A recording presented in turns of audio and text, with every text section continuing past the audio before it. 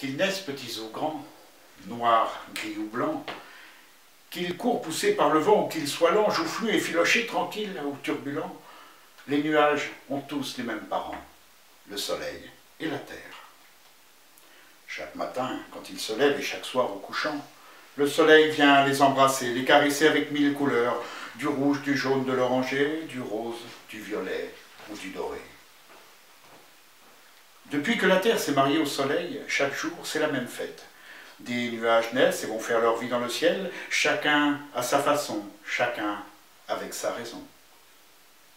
Un jour naquit Léon, un nuage blanc, léger et fragile. D'en bas, la terre avait toujours un œil sur lui, car il était tout petit. Il avait du mal à se mêler à ses frères et sœurs, même quand il jouait avec le vent et glissait sur l'azur, comme sur un toboggan. Certains se mettaient en colère, grondaient de tonnerre et d'éclairs, quel remue-ménage.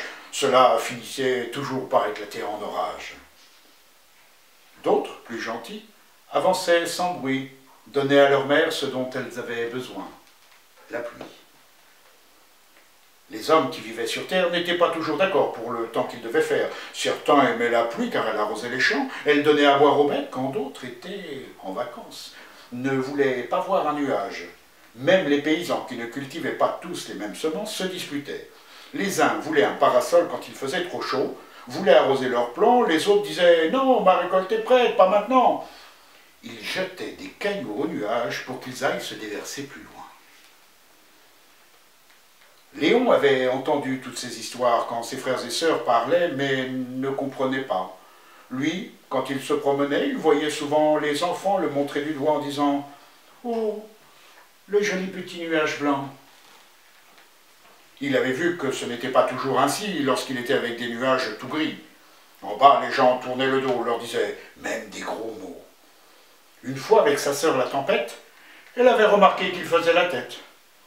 Le monde tournait ainsi, il se trompait, n'apprenait pas la leçon. Sans pluie, pas de vie. Quand il avait envie de s'amuser, Léon filait au-dessus de la grande vallée où souffle le Mistral et se retrouvait en Méditerranée, tout ébouriffé.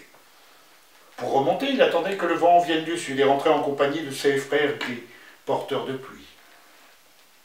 Avec le temps, le petit nuage blanc devint triste. Il pensait que les autres ne l'aimaient pas.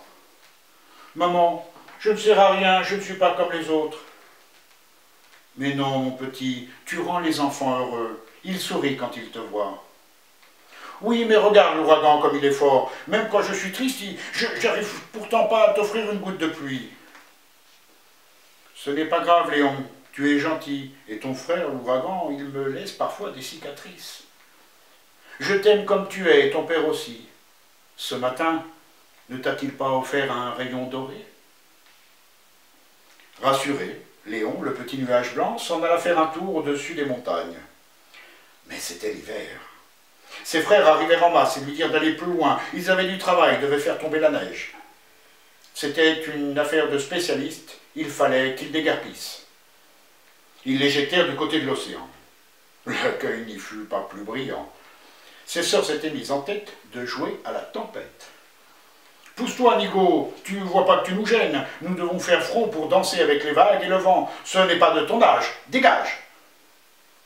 L'hiver passa ainsi, et au début du printemps, Léon se dirigea au-dessus de la grande ville dans la plaine. Il eut à peine le temps de la voir. Ses frères arrivèrent en régiment pour recouvrir la terre sans ménagement. Léon se retrouva coincé au-dessus d'eux. « Je veux voir maman !» Le petit nuage blanc ne savait plus où aller. Il se rappela que l'été, les nuages de neige partaient de l'autre côté. Il retourna à la montagne. Ce n'était pas le bon moment. Le vent soufflait dans tous les sens et l'envoya sur un pic rocheux. Deux nuages énervés se disputaient, grondaient, s'envoyaient des éclairs. Le temps était trop lourd pour Léon, si petit. Quand ils le virent partir, ils se moquèrent de lui. Ce soir-là, quand son père vint le voir pour lui donner un rayon de couleur, Léon se confia. « Mes frères ne m'aiment pas, ils me chassent de partout, je vais trouver un endroit où je serai seul avec vous. » Le lendemain matin, le père envoya ses rayons pour réveiller les nuages. C'était un jour de grand vent, le soleil savait qu'ils allaient se disperser. Chacun prendrait sa direction. Certains s'accrocheraient à une montagne, d'autres se cacheraient au fond d'une vallée. Le vent souffla très fort. Le petit nuage blanc décida de partir car il en avait assez d'être chassé. Sans savoir où se laisser porter, il voulait découvrir un endroit où personne ne le connaîtrait. Il voyagea dans la longue vallée qui descend à la mer, celle qu'il avait déjà vue. Mais le vent soufflait vraiment fort. La terre disparut derrière lui. Il ne fut entouré que de vagues dont les crêtes à l'écume blanche avançaient dans le même sens. La nuit se mit à tomber sans crier gare. Il crut même que son père l'avait oublié, et le vent soufflait, soufflait encore. Au petit matin, échevelé, presque en lambeaux, Léon vit enfin le rivage, mais d'une terre dont il ne connaissait pas le visage. Des dunes sans fin, aux mille grains de sable ondulaient sous le vent et semblaient avancer rapallant. « Maman, comme tu es différente ici, » pensa Léon. « Pas un arbre, pas une fleur, que du sable et des rochers, pas même une maison. » Le vent s'arrêta, Léon s'immobilisa. Il ne reconnut pas non plus son père tant il était chaud. Mais quel est donc ce pays? Que fais-je ici? Malgré les brumes de chaleur intense, Léon remarqua quelques enfants autour d'une case. Ils lui faisaient signe, ils se postèrent sous l'ombre qu'il projetait sur la terre. S'il bougeait, ils la suivaient. Enfin, Léon pensa qu'il pouvait se faire des amis et jouer avec. Les enfants étaient heureux d'être un peu au frais. Autour, il faisait si chaud. S'il avait su comment faire, Léon aurait envoyé quelques gouttes de pluie, car en bas, tout n'était que désert et poussière. Pendant ce temps, les parents de Léon avaient découvert sa disparition. Ils le cherchaient, rappelèrent partout. Pas un nuage ou un souffle de vent ne l'avait vu. L'inquiétude s'installa. Les parents grondèrent les grands nuages. « Vous auriez pu faire attention, il est si jeune et si petit. » Le soleil chercha Léon. Il ne pensait pas le trouver si loin, complètement perdu de l'autre côté de la mer. Tout le monde comprit que Léon était en danger. S'il ne bouge pas, il va s'évaporer. Il fallait qu'il rentre, et vite. La tristesse se lisait sur le visage des parents. Comment leur petit allait-il rentrer? Là-bas, il y avait bien du vent, mais comment le faire traverser la mer pour revenir? La terre pensa au vent du désert. Il était orgueilleux et capricieux. Elle savait que le soleil devait aller le voir pour demander de l'aide, alors qu'une vieille querelle de pouvoir les séparait, chacun se croyant plus fort que l'autre. « Il faut que tu y ailles. Tu sais que nous sommes fâchés, jamais il ne voudra nous aider, » répondit le soleil renfrogné. « Je le sais, mais tu es le plus âgé. Attends, j'ai une idée. » Le soleil alla donc voir le vent du désert pour lui demander de ramener son fils. « Tu es assez fort pour cela. Combien de fois, malgré le poids du sable, tu arrives à souffler jusqu'à nos côtes ?» Le soleil se faisait flatteur, mais le vent du désert n'était pas dupe. « Si je suis le plus fort, pourquoi te rendrais-je ce service? Ton petit nuage blanc ne sera pas le premier à disparaître ici. » Ils parlementèrent longtemps, malgré l'urgence. Le premier était têtu, le second plein d'arrogance. Le soleil le provoqua. « Nous allons voir qui de nous deux est le plus fort. Regarde cet homme qui marche. Le premier qui lui fait quitter ses vêtements aura gagné. » Le vent pensa que la victoire serait facile et se mit à souffler. L'homme se recroquevilla, le vent souffla plus fort. L'homme remonta son col et serra son habit. Le vent envoya du sable en rafale. L'homme serra plus encore, mais continua d'avancer sans se dévêtir. Le vent perdit patience devant tant de résistance et provoqua le soleil pensant qu'il avait perdu d'avance. Là où il avait échoué, il ne pouvait pas gagner. Sans un mot, le soleil se mit à briller, briller et briller encore. La température monta au point de griller la terre. L'homme, sans attendre, se dévêtit avant qu'il ne soit cuit.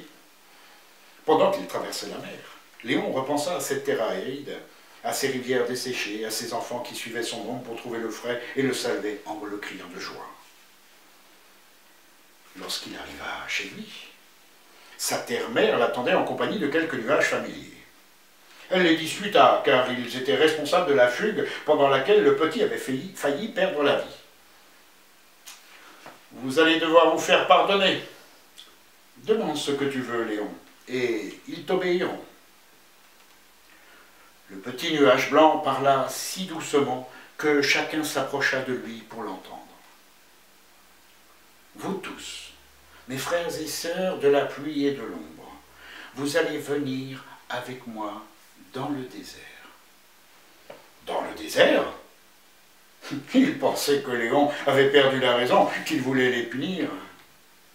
Il continua. Nous partirons quand le vent du nord soufflera assez fort pour nous transporter là où il n'y a que sécheresse et désolation. Le jour venu, ils se retrouvèrent dans le désert et le petit nuage blanc leur demanda de verser toute l'eau qu'il contenait et de rester groupés pour faire de l'ombre. Les enfants sortirent de chez eux, dansèrent sous la pluie, sautèrent à pieds joints dans les flaques. Les plus jeunes, qui n'avaient jamais vu ça, eurent peur, mais entrèrent vite dans la danse avec leurs aînés. C'était la première fois que les nuages étaient accueillis de la sorte.